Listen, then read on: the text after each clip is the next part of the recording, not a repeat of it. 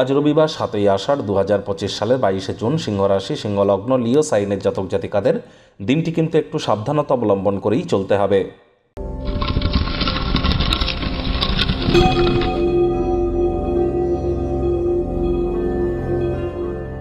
ভিডিওটির শুরুতে আপনারা দেখতে পাচ্ছেন নবগ্রহ বীজমন্ত্র। পারলে 9টি গ্রহকেই শান্ত রাখবার জন্য এই নবগ্রহ বীজমন্ত্র 108 বার করে জপ করুন। এটি আপনাদেরকে অত্যন্ত উপকৃত করতে চলেছে। একই সাথে 9টি গ্রহকে শান্ত রাখতে চলেছেন। এর থেকে বেটার কিন্তু আর কিছু হতেই পারে না। বন্ধুরা, অম্বুবাচীর হার্দিক শুভেচ্ছা অভিনন্দন আপনাদের সকলকে রাজযোগ চ্যানেলের তরফ থেকে জানাবো। আজ থেকেই শুরু হয়ে গেল অম্বুবাচী। আর এই অম্বুবাচীর সময় কোনো প্রকার শুভকর্ম কিন্তু নিষিদ্ধ, কারণ এ সময় ধরিত্রী মাতা ঋতুমতী হয়ে থাকেন।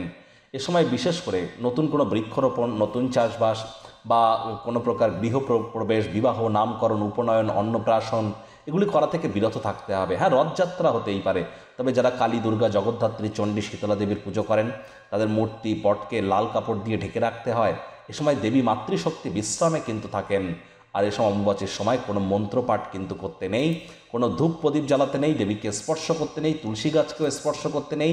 এ সময় অবশ্যই চেষ্টা করতে হবে যত প্রকার পূজা আর্চা থেকে দূরে থাকা যায় এবং শুভ কর্ম থেকে দূরে থাকা যায়।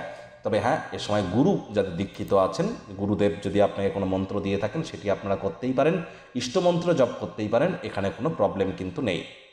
ভাগ্য মিটার আজ আপনাদের বলছে 4 আউট অফ 10 ভাগ্য আপনাদের অনুকূলেই থাকবে। স্বাস্থ্য, অর্থ, প্রেম, দাম্পত্য এই কয়েকটি ব্যাপারে আপনাদেরকে একটু সাবধানতা অবলম্বন করেই চলতে হবে। স্বাস্থ্য সংক্রান্ত সমস্যাগুলি অস্বস্তি কিন্তু বয়ে আনতেই পারে। কায়িক পরিশ্রমের কারণে শরীরে ক্লান্তি অনুভব করতে পারেন।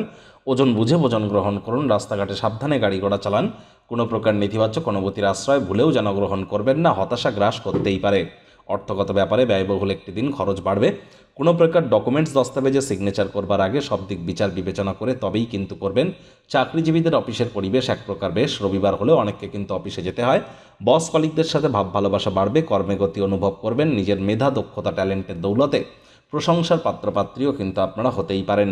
রাজনীতিবিদ যারা আছেন, জনসংযোগ বৃদ্ধি করতে পারলে সমাজে আপনাদেরও পপুলারিটি অবশ্যই ইনক্রিজ করতে চলেছে। শিক্ষার্থী বিদ্যার্থীদের পড়াশোনায় মনোযোগ আরও বৃদ্ধি করতে হবে। উচ্চশিক্ষার জন্য যারা বিদেশ যাত্রার কথা ভাবছিলেন, ভাগ্যদেবী কিন্তু আজ আপনাদের পক্ষে নেই। সন্তান সন্ততি থেকে থাকলে তাদের দিকে কঠোর সজাগ দৃষ্টি বজায় রাখুন। অসৎ সঙ্গে চলে যেতে পারে। চোখে চোখ রেখে খুব ইজিলি মিথ্যে কথা বলে দিতে পারে।